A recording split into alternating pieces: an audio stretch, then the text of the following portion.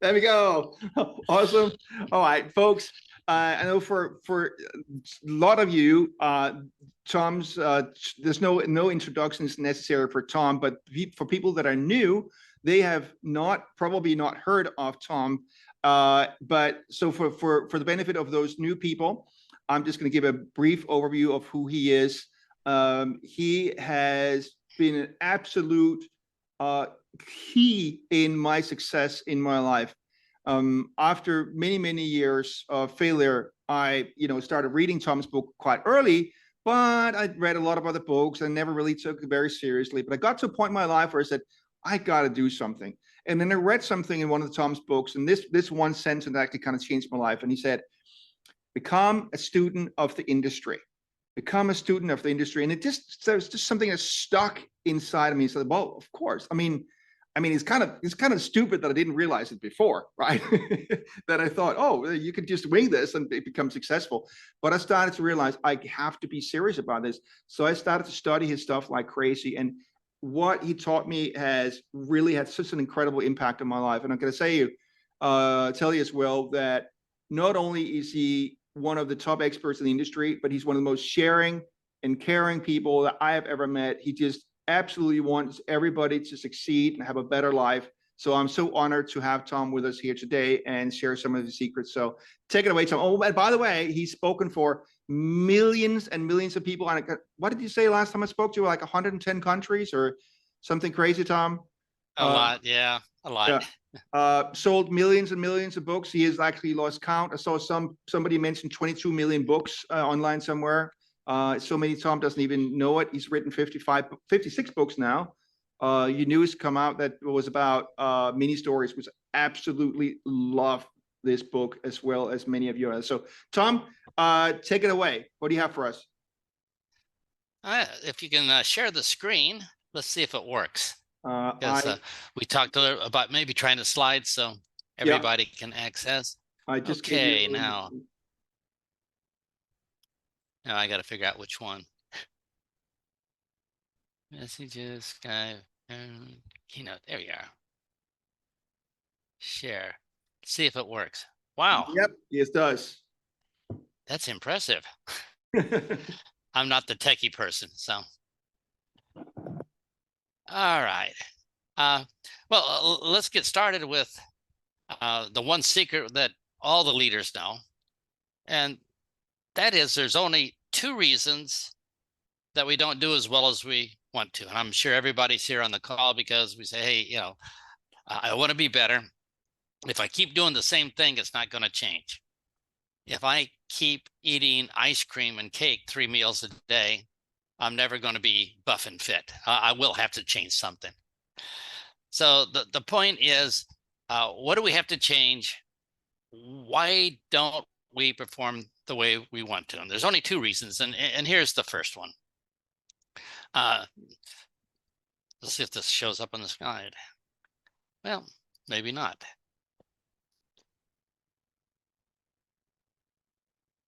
Well, end of magic.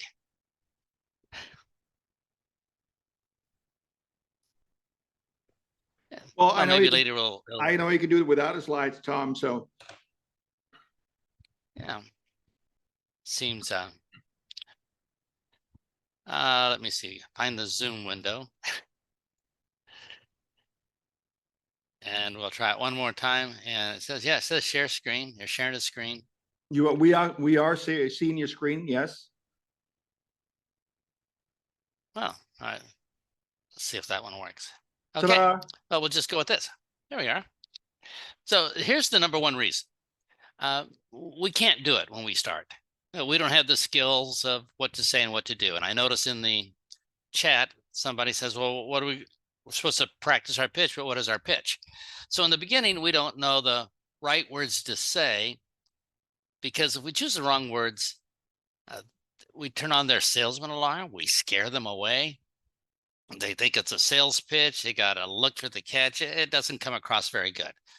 So in the beginning, we don't have the skills what to say. Now, here's the good news. The only thing between us and where we want to be in our business is a bunch of stuff we don't know yet.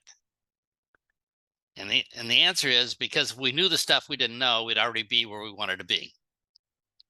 So for everybody here, I don't care how discouraged you are. The only thing between where we are right now and where we want to be is just some stuff we haven't learned yet. We just have to figure it out. When I started, I saw all these people making money in network marketing, and I wasn't one of them. I was at a complete zero, but I knew it was possible. They just said something different when they talked to people. And I says, well, I guess I could learn to say something different. And that's what changed.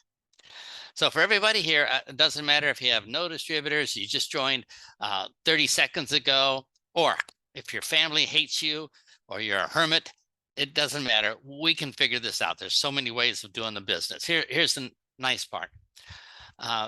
These to the top of the mountain, like unlimited roads we can take. Unlimited, which means you don't have to do it exactly like I do it or exactly like somebody else does it.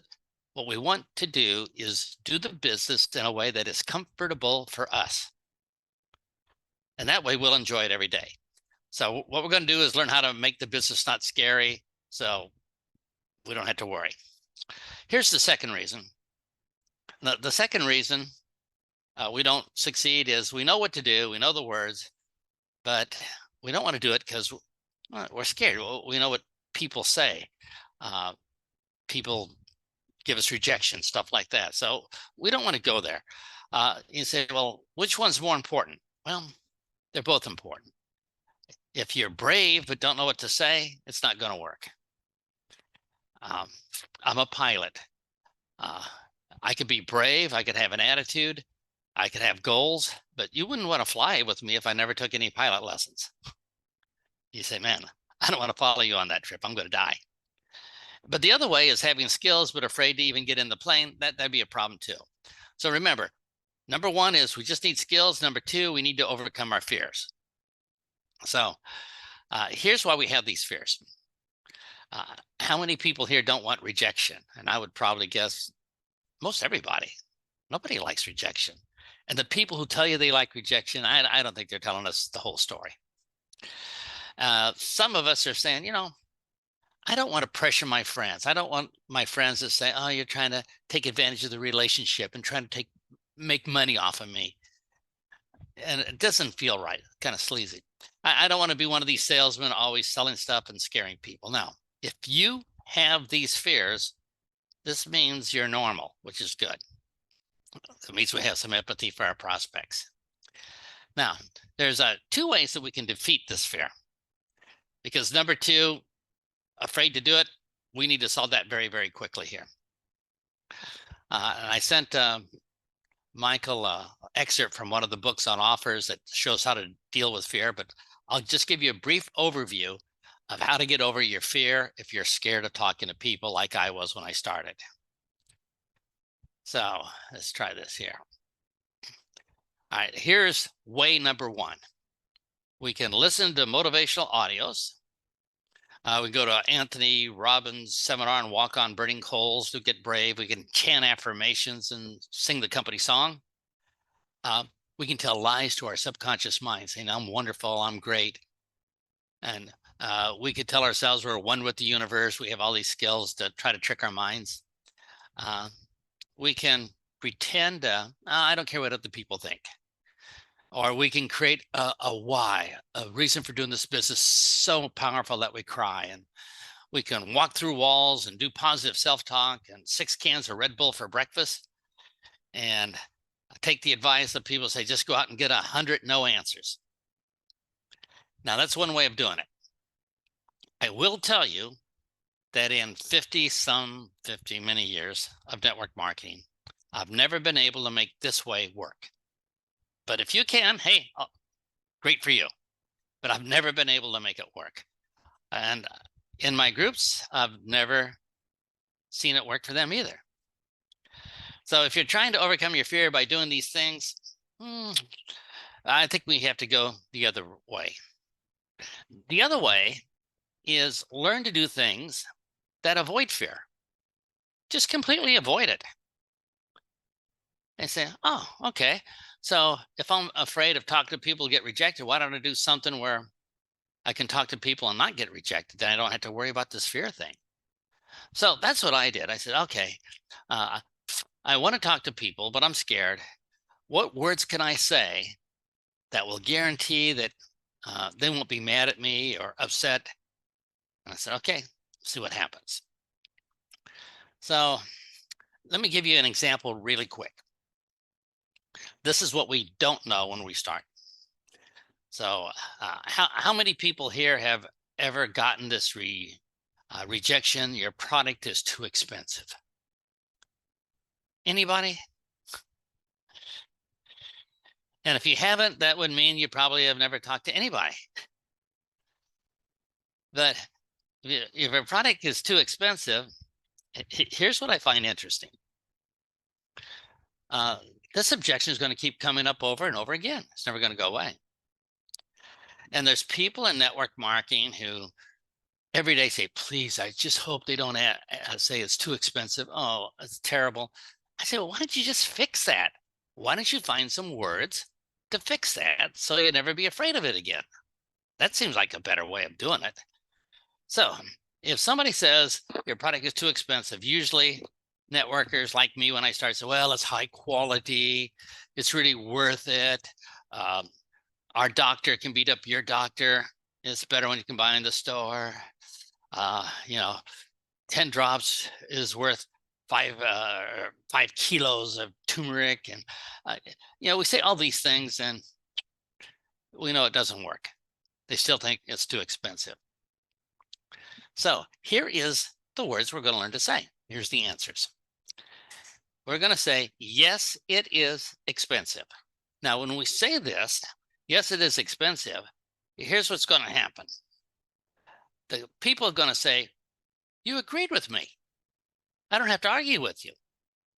I don't have to spend any more time defending that I feel that it's expensive. And you noticed it too. You notice it's expensive. You agree with me. We both see the world from the same way. So the first rule of any objection is to agree with the prospect. So when we say, yes, it is expensive, they say, wow, you agree, I'm relieved. All the sales bad feeling goes away.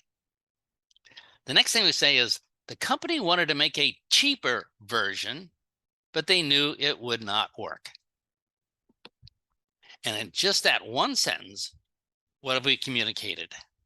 The company said, we can make a cheaper one, but it won't work. And people say, wow, so if I see a cheaper turmeric or something in a health food store, it'll be cheaper. Yeah, but it probably won't work and I'll lose my money. And for the last part, we could say, and the company didn't want to rip you off. You don't really have to say that, but we've only spent four seconds on this, so it's not that big a deal. So if somebody says, that stuff is really expensive, you say, yeah, it is expensive. The company wanted to make a cheaper version, but they knew it wouldn't work, and they didn't want to rip you off. And there's absolutely nothing they can say. Absolutely nothing. We don't have to prove quality. We don't have to argue facts and figures. Just that one simple sentence will make you relieved. And if you memorize it, which is only going to take 4 or 5 seconds, you're going to say, I just can't wait for them to say it's too expensive, because I got this great answer that really proves that it's worth the value. And you'll end up going to prospects who don't say it's expensive, and you're thinking, don't you want to say it's too expensive? I got this great answer. But just having the answer makes all the difference in the world. So this is what we mean by good words. I'm not brave. I'm not courageous. I don't have the eye of the tiger, vision of an eagle. I'm scared of my shadow, farm boy from Nebraska. But if there's no reason to be fearful, I can do this business. I don't like rejection, so I make sure everything I do is no rejection. And this is so polite to your relatives and friends. So here's a question.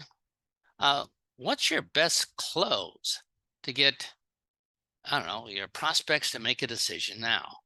You say, well, I guess I might need a 10-second close or something like that too then. And the answer is, yeah, we're going to need a lot of things as we go along here.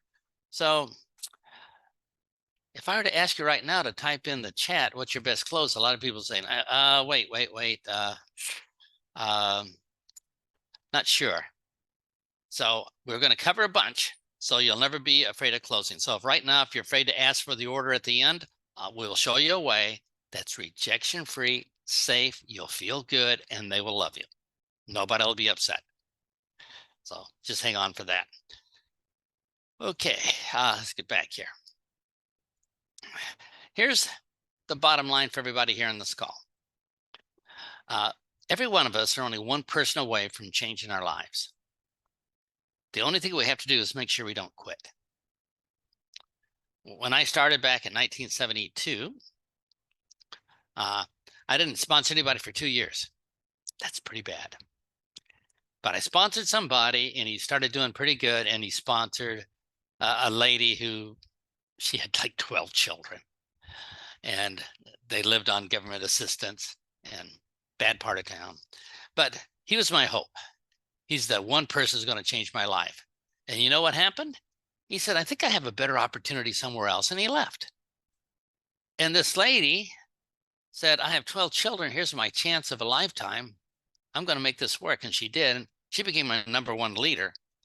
And I started earning a couple $1,000s a month. This is back in the 70s, just because she went to work.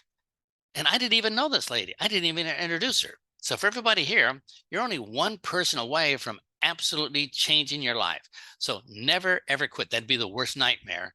Is, man, I just met somebody who would have done it, but I quit. And one person, I don't know what happens. You start making bigger bonus checks and it just kind of shows up on our face, and more people get excited about talking to us. So there's always hope. One person, change everything. Now, let's get rid of this fear. When we talk to people, what should be our intention? Now, if we want to sell them, they're going to pick that up. You know when a salesman's talking to you. And if we want to manipulate them, oh, they're going to feel that, and they're going to be skeptical and put up all kind of sales resistance. If we're going to try to trick them or convince them, they're going to notice. So that shouldn't be our intention, because our prospects will look at our face and kind of judge us saying, what is your reason for being here? What's your intention? Here's what our intention should be. All you and I are going to do is, when we meet people, is offer them one more option in their lives. Here's what I mean by an option. It's just one more thing you can do. So if you go to a restaurant, they say you can have the chicken or the beef. That's an option. That's it. All we're going to do is say to people, you have a life right now. Here's another option that can make it better. If you want to take advantage of that option, I'll be glad to tell you about it.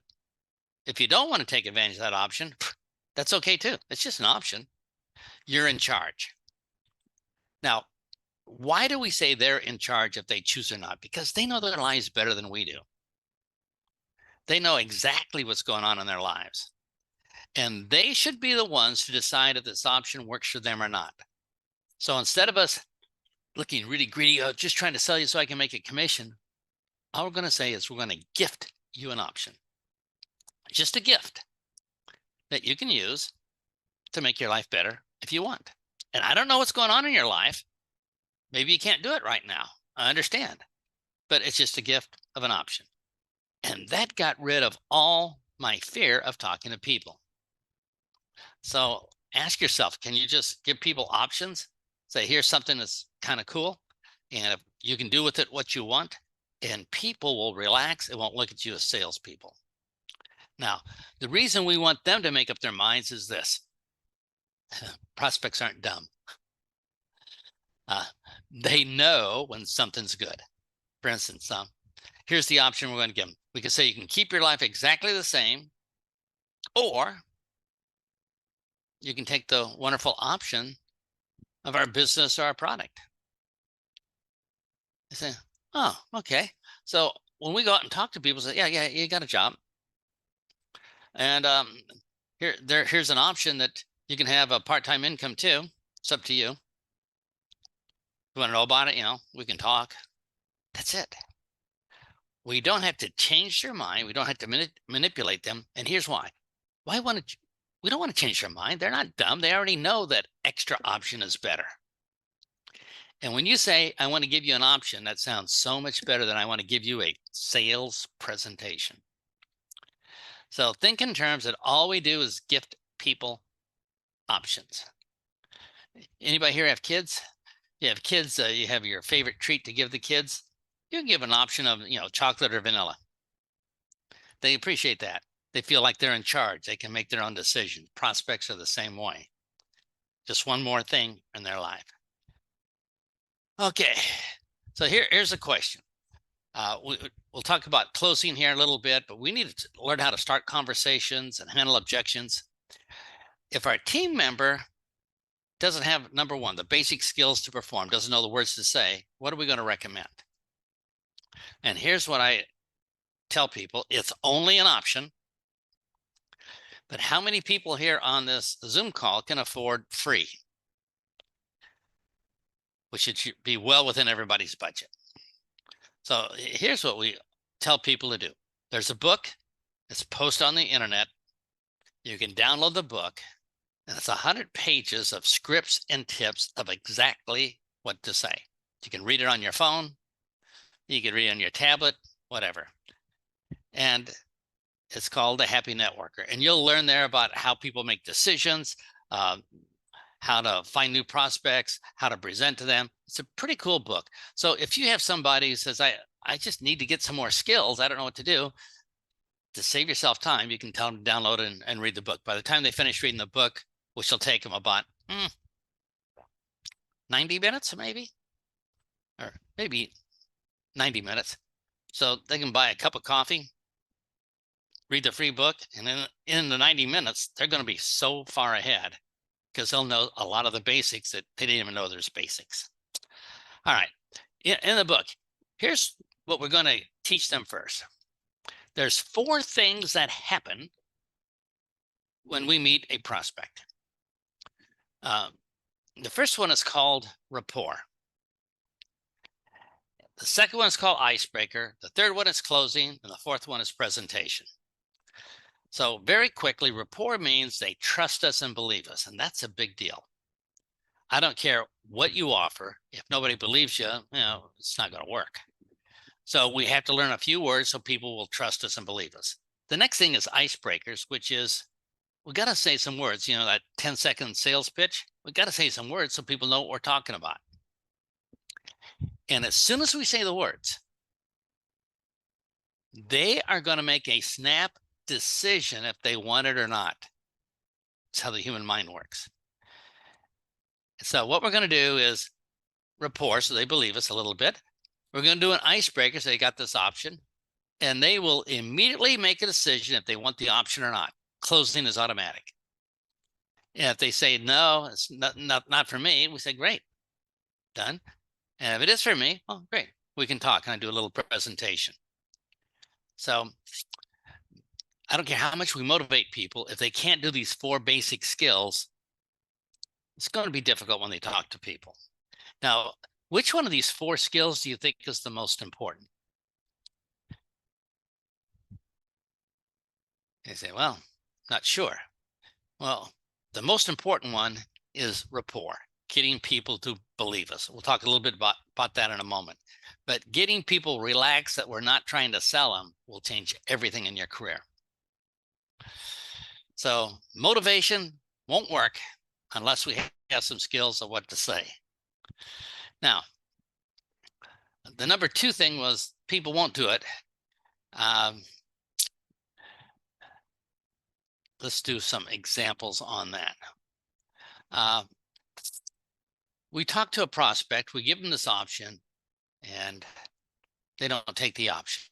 So let's say you talk to somebody about the drops. And they say, oh man, I'm always getting colds and flus. My immune system's down. I have a lot of pain and inflammation. And you say, well, one more option is instead of, the drops, you can keep life the same, or the drops are just another option. And they say, I won't do it. It's too expensive. And that rubs off on the new distributor. So the new distributor says, I'm afraid to talk to people because they're all going to say it's too expensive. So what we have to do is change the new distributor's belief in their mind that it's not too expensive. We can teach them that little script we learned earlier, or here's a fun thing to do with our team members. If they say the drops are too expensive, ask them this. What's the least expensive car in Europe? And they say, a Lada. I don't know. And it says, well, that probably everybody buys Ladas because everybody want to buy the cheapest thing. They say, well, no. I mean, some people buy Mercedes and BMWs, and so people don't buy the cheapest cars. No. How about shoes? What are the cheapest place to buy shoes? Well, you can go to the markets on the weekend, but most women don't buy their shoes there. Or purses. Get a cheap purse that was imported. The cheapest way in the world to eat pizza is to grow the grass on your front lawn and grow some wheat and get some cheese from the government program. People don't buy the lowest price. They buy because they think it's good value, that it's going to work. It's a good image, a comfort. And to help them, just go to a McDonald's franchise owner and say how much it costs to get started in the business. And they say, oh, 250,000 or $1 million. The little bit to start in our business, all of a sudden seems better. So all we're doing is saying it's an option, and we're trying to change how people look at things. All right. If you're scared to talk to people now, there's this interesting experiment they did, the psychologists. They got a bunch of salespeople together, and they say their sales are the same month after month. We've got to do something different. So they taught one set of salespeople how to have better closes. And then the second set, they taught them how to think more positive. And you know what happened? At the end of the month, the sales were the same. Nothing got better. But the third group, they took these salespeople, and all they asked them to do was pick up the phone and talk to 2 or 3 happy customers. And at the end of the month, their sales went up by 30%. Here's what happens in our mind. 24 hours a day, people make fun of us. So we have 24 hours a day of negative karma coming into our head. But when we visit a customer who's had a terrific testimonial, it helps balances out that bad karma. So if I can give every fearful person here the number one tip, and that is just talk to people who use the product, who love it. And that in itself just changes our entire feeling on the inside. It's inexpensive, doesn't cost anything. And it's kind of fun to talk to these people. Now, one of the books I wrote is called Mind Reading for Network Marketers.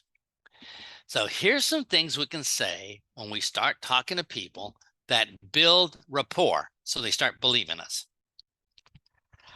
If you were just start off by saying you're probably wondering, people think, wow, you read my mind. I was wondering. Because you read my mind, you and I think the same. I can trust you because you see the world the same way I do. You understand me. So let's try this. You're probably wondering how many drops or how long this product lasts. You're probably wondering how it tastes. You're probably wondering how long this meeting is going to last. You're probably wondering if it will work for. You are probably wondering, just fill in the blanks of something that you would think they're probably thinking about. Now, here's what's funny. If you guess wrong, you still win. Because you already, when you said you're probably wondering about this, now they are wondering about it. So it's impossible to lose on this. So if you want to get people to relax, let's say you called your cousin, want to talk to him about the business, and you might start by saying, you're probably wondering what type of business this is. Because it says, wow, you read my mind. You're right. I was wondering what kind of business this is. So if you like to sound good and don't trigger salesman alarms, those are good words to start with. Here's another one. You're probably thinking. You're probably thinking, how long will this presentation last? You're probably thinking there's some sort of scam going on. You're probably thinking, if this works so good, why doesn't everybody know about it? And they say, I was kind of thinking that. I like how you think. You think like me. So the whole thing about rapport is they want us to think like they do. So they say, well, if you think like me, we'll both be making the same sort of decisions. I can trust what you say. So rapport means trust and believe. Here's another way to start off. I understand. And you think, these are so simple. These are little 2 and 4 word statements. How can they be so powerful? As soon as you say, I understand, they think, wow, you and I connect. So they might say, the product is too expensive. You can say, yeah, I understand. Yes, it is expensive. The company wanted to make a cheaper version, but they knew it wouldn't work and they didn't want to rip you off. So just by saying, I understand, all their fears go down. They say, you read in my mind, you understand where I'm coming from, you understand my situation. Here's the next one, which is one of my all-time favorites. In our minds, we have some programs in the background that run our lives. The number one program is called survival. No matter what we do, the back of our mind says, we got to make sure it's not dangerous because if we die, all bets are off. So we want to do things that are safe. And how we got this program is cavemen had to stay together in tribes because if they were a loner, well, the saber-toothed tigers ate them and stuff. So you had to be part of a group. So if they say, if I ever got kicked out of the group, whoa, that'd be bad. I'm probably going to die. So we tend to trust large groups of people. You go out for a meal, 2 restaurants. One restaurant is crowded, has a long line outside, and the other one is completely empty. What are we thinking? Well, the reason the other one's empty, maybe they poisoned all their customers. I think I want to eat at the crowded one. It seems safer to me. And that's how the human mind understands survival. So here's the words that trigger this number one program in your prospects. All we say is most people. When you say most people, they immediately make a decision. I want to be part of most people. I don't want to be part of less people. Less people get eaten by the tigers. I'm a most people type person. I do it. Most people do. I do it. Most people get excited about it. I'm a most people type person. So here's how this would sound. Most people use 10 drops a day. Most people take it in the morning. Most people think natural is better than drugs. Most people want to take good care of their health. One of my favorite ones is most people think dying early is inconvenient. Or most people hate inflammation and pain. Most people want to do something to make their pain go away, or at least make it hurt less. Most people are willing to try anything when they're in pain. Most people think 2 paychecks every month would be better than 1 paycheck. Most people need more money. Most people notice that the prices went up, but we didn't get big raises to match. Most people think working out of their home would be better than driving in traffic, spending all that money on petrol back and forth to work. So if you wanted to tattoo 2 words inside your wrist, just tattoo most people. And if you couldn't think of what to say, just slap your forehead and read most people. And that's a pretty good start to get things going. Most people is one of the most powerful phrases you can imagine. So when we're talking about these little 10 seconds, we can always use most people or any other phrase to make it easier for folks. Now, when we talk to people, most of us don't want to sound like a salesperson. And if we do, we'd probably sound like a terrible salesperson because we don't do it for a living.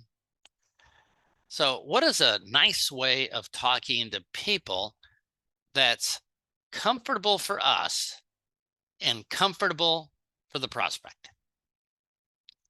And the answer is a story. Now, here's the secret of story. Whenever we tell a story, people have to listen to the story all the way to the end, as long as it's reasonable. The human mind cannot ignore a story. For 100,000 years, this is built into our DNA. Here's what happened. Cavemen would sit around the fire, and one caveman would say, hey, today I was out hunting and I saw this giant lizard, this dinosaur. Don't pet it. They will eat you. And all the other cavemen go, oh, yeah, it sounds like a good idea. And it was part of their survival program to say, all right, I want to listen to stories so I don't have to have the personal experience to learn. So when we tell a story, people love it. Now, we don't have to tell a story like a movie, which does it for 90 minutes or 2 hours. We could tell a story in 10 seconds, just a little miniature story. So relax, you don't have to have any special story skills. But think about children. Most of the children books that start saying once upon a time, and inside the children's mind, they start imagining things in their mind. So once upon a time is a good thing to say for children's stories, but not a good thing for our business. So we need different words to start a story with our business. People sharing a story. If you tell somebody a story, it's easy for them to remember, and they will share it with another person. And that person can remember it, and they can share it with another person. Stories go viral. So here's an example of story. Facts, we don't remember. Math, we don't remember. Research, we don't remember. Stories, we remember.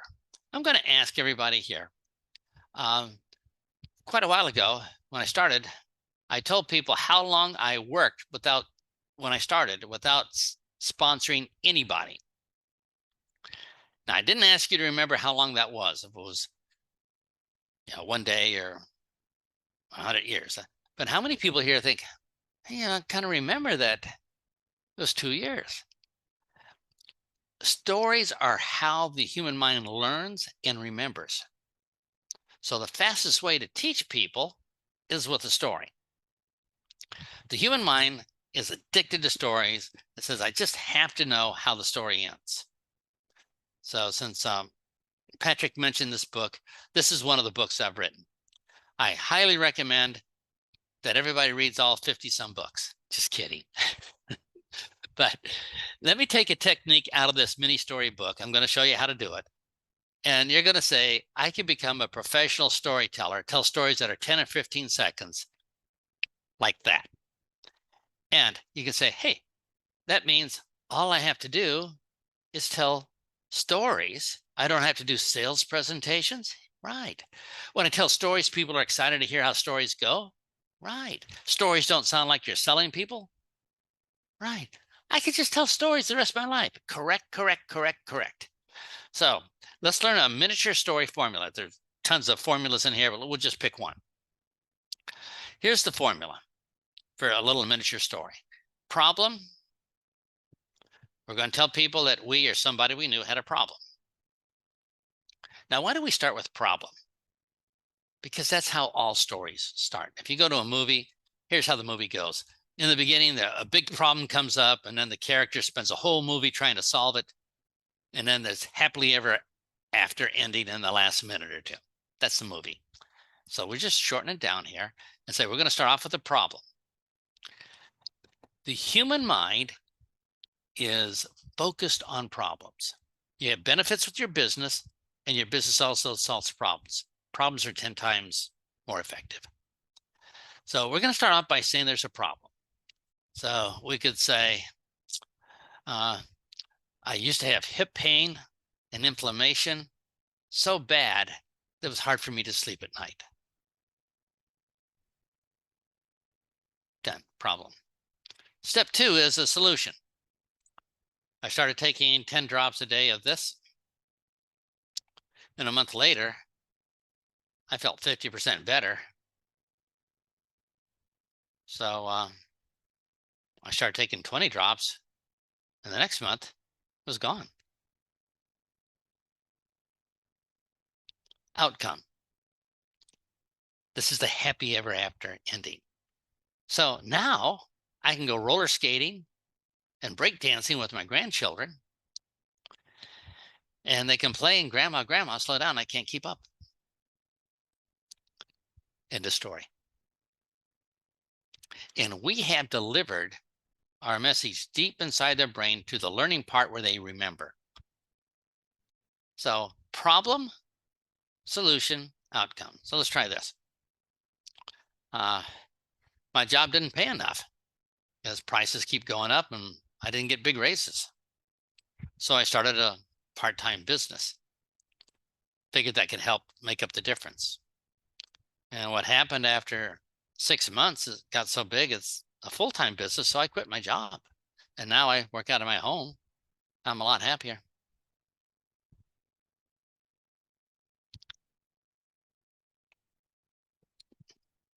Problem. We can talk about other people. Let me talk about my friend Patrick. Here's the problem. Patrick does not like to work for a company, 9 to 5 every day, 5 days a week. So he started a network marketing business because it gives him more freedom, and he just likes to talk to people, and he has his own schedule. He can holiday whenever he wants. And now Patrick is so good at it that other people keep asking him how they can do it also. End of story. They say, all right. So here's a question. How many people here feel that you could probably do a mini story? If you just follow this little formula, you tell them what the problem was, you tell them the solution, how it fixed, and then tell them what happened, the happy ever after ending at the end, people will remember that story. Now, before I go on, I need to tell you a special phrase. People say, well, I'm going to run out of people to talk to. And how do I talk to my friends that I don't want to look like a salesman? Can I give you an opening icebreaker that'll work? So here it is. And if you just say this one, it will give you all kind of prospects. So you could say this to a stranger or to your best friend. Just ask this question.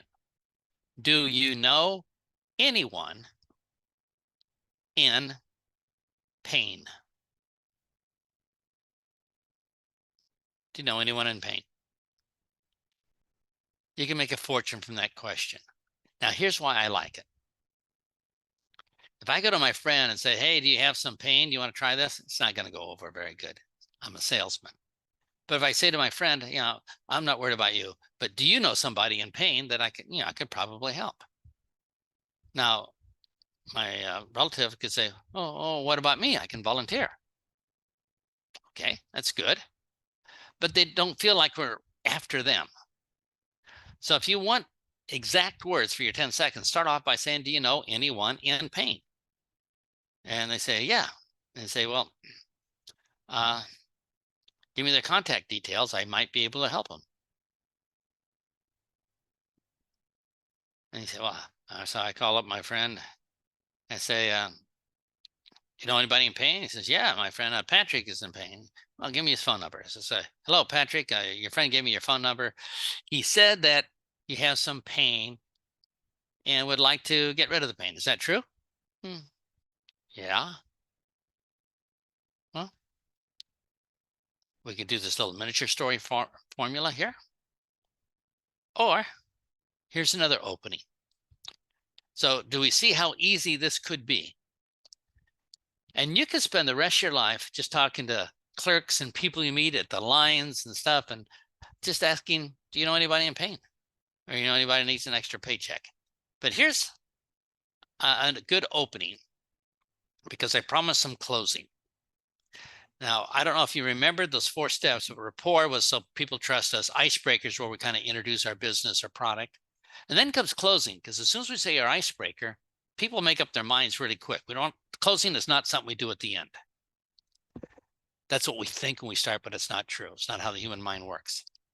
But here is how I like to use this statement. I might say, so Patrick, do you know anybody in pain? And Patrick says, yeah, me. I says, well, I might be able to help you. And he says, all right, so what's the deal? And you're thinking, uh-oh. Now do I sound like a salesman? Do I try to give him all these details and facts and figures? No. What we're going to do is tell him a story. Because remember how stories work? So we're going to say to Patrick these exact words. You can take a picture of it if you like. Before I show you how this works, let me tell you what happened to me. Or it could be, let me tell you what happened to Joe. When we say the words, before I show you how this works, that tells them that there's sales presentation was going to happen later. So put away all your salesman fears. And then when we say, let me tell you what happened to me, that tells them we're going to tell them a story, and they're like a puppy dog waiting for a treat. Story. And then we can do our problem, solution, and outcome story. So I say, Patrick, before I show you how this works for inflammation, let me tell you what happened to me, or let me tell you what happened to Emily, or let me tell you what happened to Betty. And when they hear that story, at the end of the story, they've already closed. And they say, yeah, this is something I want. So our presentation has nothing to do with the decision-making process. Our presentation is just some details at the end that they may want to know, because they've already made a decision. They want the outcome. So I love saying this because it gets rid of all the pressure. Before I show you how this works, let me tell you what happened to me. And I say, oh, yeah, what happened? And I can tell them the story. And I says, well, I used to take all kind of vitamins and stuff. And then, yeah, getting older stuff hurts. And then my friend Patrick told me about these drops. And you just take a few drops every day. And I said, what do I got to lose? I'll try it. And you know what? They worked. And now, every day, the first thing I do in the morning is grab my drops, because I like feeling young. But anyway, what would you like to know? He said, man, that was so easy. And that's how network marketing should work. So when you say, let me tell you what happened to me, here's some things you could start with. One of the first things I did was take 10 drops a day. Or when I signed up, here's what I did. I got on the calls, every training call there was.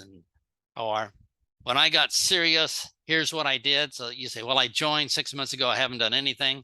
I don't want to tell them I've been a failure for 6 months. You say, no, just tell them when you got serious, like now, here's what you did. And say, oh, okay. Everybody here has been telling stories all your life. If you follow this little miniature story formula, it's just one of many. It just makes it easy to talk to people. Now, as far as the presentations go, avoid statistics and stop facting people. The human mind cannot understand math. It's very fuzzy. We can't remember facts. That's why we can't remember people's names and stuff like that, but we can remember stories.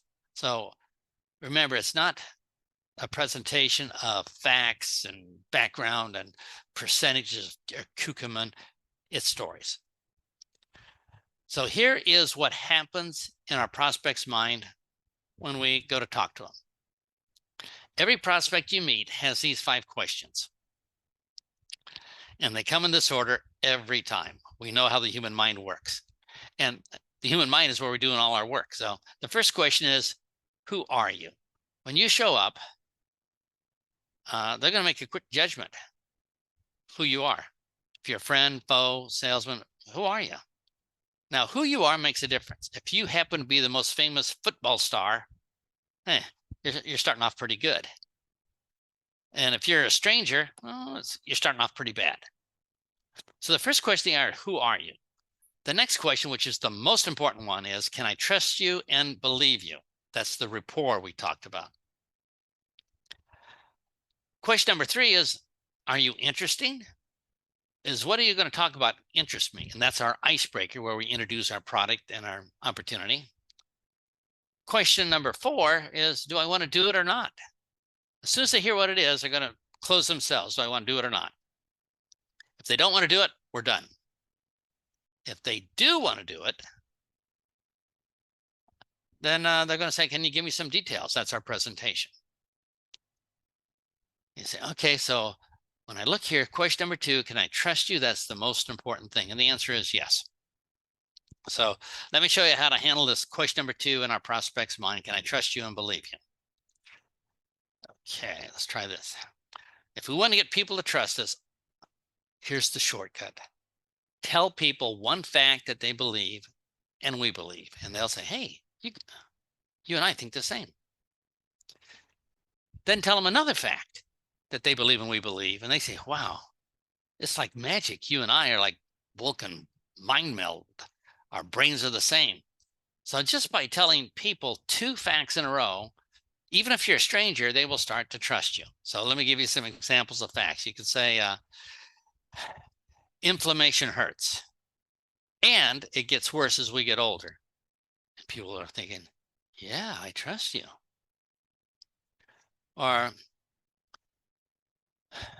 we could say, growing old really hurts.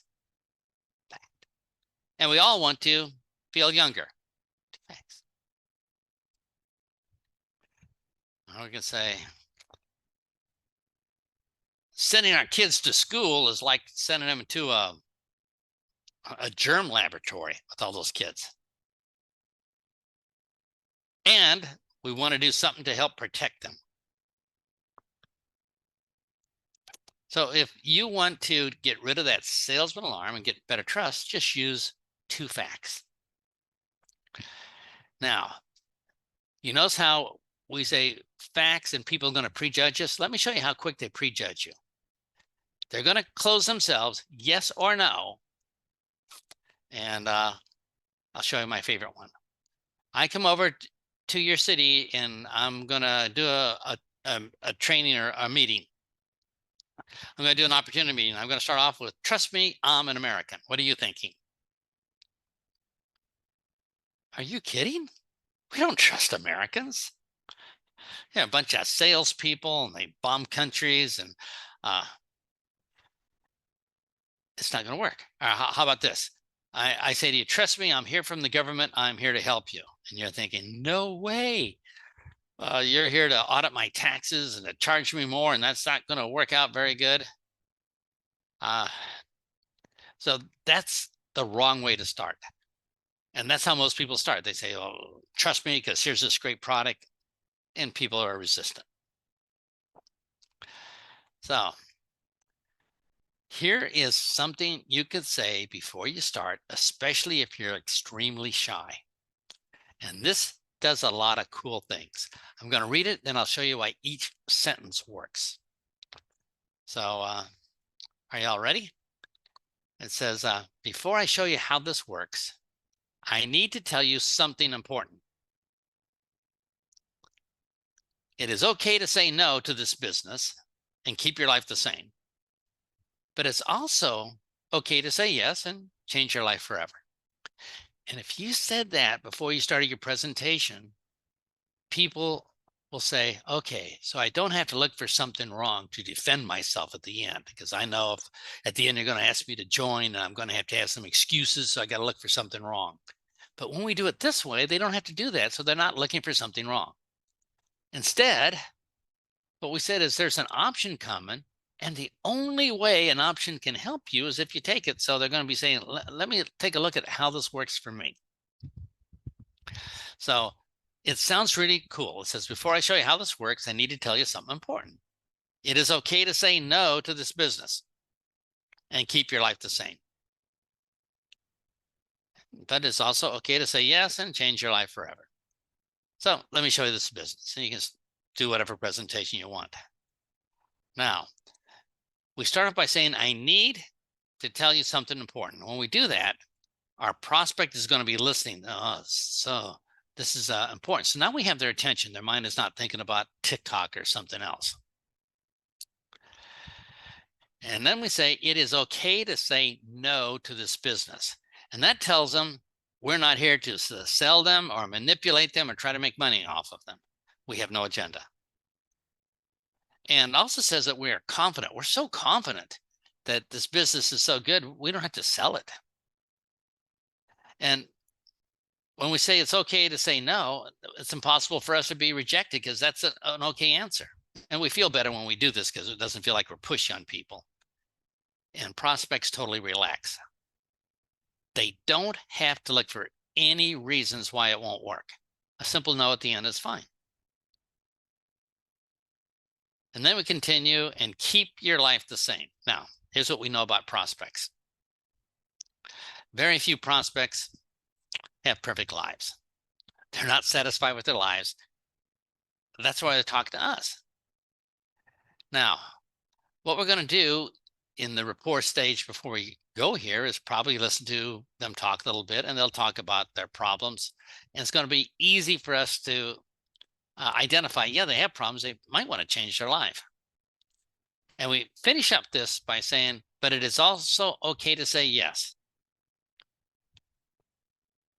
We have told our prospect before we started that at the end of our presentation, there is a yes or no decision. No thinking it over, it's just a yes or no. So this means at the end, it's more natural to close. We don't have to say, well, do you want to buy or not? It's kind of done all ahead of time when they're not even thinking about it. So it's also okay to say yes. And then, and change your life forever. And they say, change my life forever? I'm curious, what do you mean? And they also say, well, I do want to hear about it because what if I don't hear about it and I miss out on the chance? So there's this fear of loss going on. Now, what we'd like to remember is our prospects love options. They hate sales presentations, but they love options. Options mean that they make the decision, not us. And this is how it changes. Now, I don't mind prospects making up their mind, their decisions, because I feel what we offer is so good that the odds are in our favor, that if we're not a salesman and scaring them, they say, well, better is much better than staying the same. So options mean they're totally in control and we relax whatever they say, yes or no. So prospect love options. But before we give them the option, we should remind them of their problems. And here's the kind of a fun way to remind them. The bigger the problem, the more motivated they are to fix the problem. So when they say, I have inflammation, you say, oh, that must be really bad. How does it feel? Does everybody know about it? And does other people know how much you suffer? So what's it like feel in the morning? So the more they talk about the problems, the more they want to fix their problems. So people love options, especially when they have a problem. They say, if I had an option to fix it, why not take advantage of it? So prospects aren't dumb. If it's for them, good. So they're thinking, do I want more money in my life or less money? Do I want to live longer or die early? Trust me, whatever you offer them is better than their current life. So you say, well, how can I close? So we say something like this at the very end. Does it make sense? And as soon as we say, does it make sense? They think, well, I'm a sensible person. I'm not an idiot. It's kind of a compliment. So does it make sense? And you say, all right, what do we say next? and we're going to put in our wonderful offer. Does it make sense to take these drops for inflammation? That would be an example. Whatever we're offering at the time. Does it make sense to have a part-time job? Does it make sense to do this? And then we're going to say instead of, and those two words are kind of important. Instead of keeping your life the same, which is keeping your problem. So it sounds like this. Does it make sense to try the drops for 2 months to see if you can get rid of some of the pain naturally, instead of just keeping the pain, letting it get worse month after month? And they're going to say, yeah, it makes sense. Or they're going to say, no, it doesn't make sense. But it's just a nice way of doing it that doesn't make them feel bad. So that's a kind of a close at the end if you need one. Say, all right. Here's another example. Does it make sense to have an online business you can work from your home? That's our benefit. Instead of working hard so your boss can have a big retirement bonus.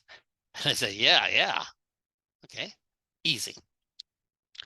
Or does it make sense to join now before the holidays or before summers instead of waiting and have other people sponsor your friends because they'll want to do this also?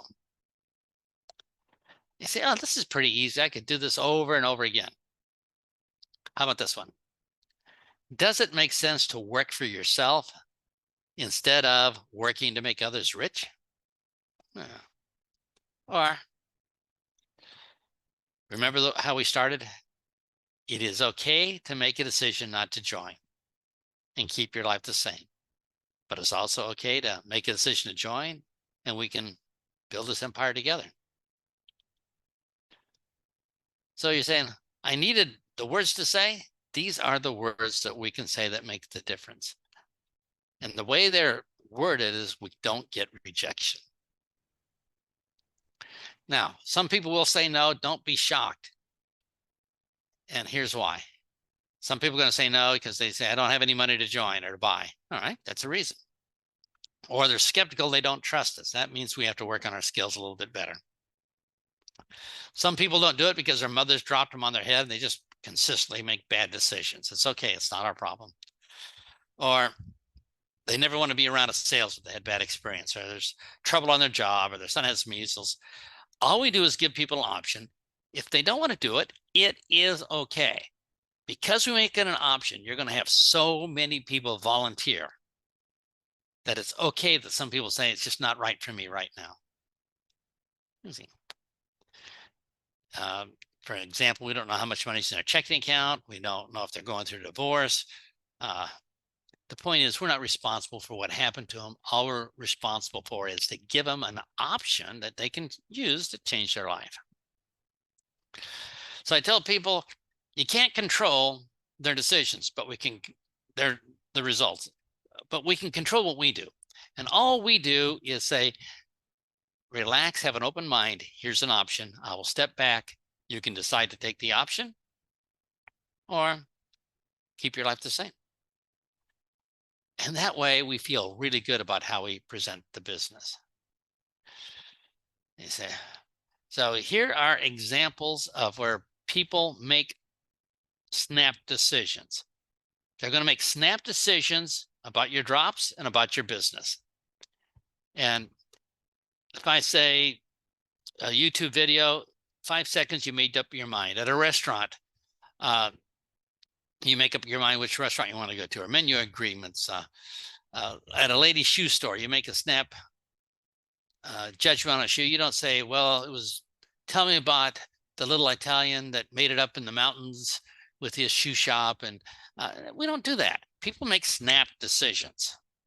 Ladies, when you meet a man, you probably make a snap decision on the man within 30 seconds. Now, men, it's not fair, but it's how it works. So think in terms that people don't need information to make a decision. All we're asking them to do is make a decision on the outcome. The details can come later. So the only thing we're going to do is say in the beginning, here's an option for a better outcome. Do you want the outcome? Yes or no? That's your option. That's it. We don't have to explain anything, and they're going to sort themselves out really quick, and we'll have no rejection. The last thing I want to say is benefits. There's so many benefits that you have. You can tell people a benefit and then give them a permission question. I'll just do a quick example as I wrap it up here. I would say to my coworker, I'm tired of working here, and I made a plan to leave in January. Would you like to know my plan? Or I could say, I have this plan where I'm going to be able to work out of my home instead of going to work every day. Would you like to know what I'm doing? Yes or no? I have a friend named Patrick who sits outside his apartment, sipping coffee, waving goodbye to all of his friends going to work every day. Would you like to know his secret? I have a friend named Betty that used to have really bad arthritis pain, but she got rid of it. Would you like to know what she did? Would you like to know how it works? These are little permission things where people can make a decision, closing right here, if they want to hear more about the outcome or not. So for everybody here, these are just some good ways to use the right words so we can build without any rejection at all. So my time's up. I got to give it back to our host, Patrick, because I can talk way longer than people can listen. So Patrick, back to you.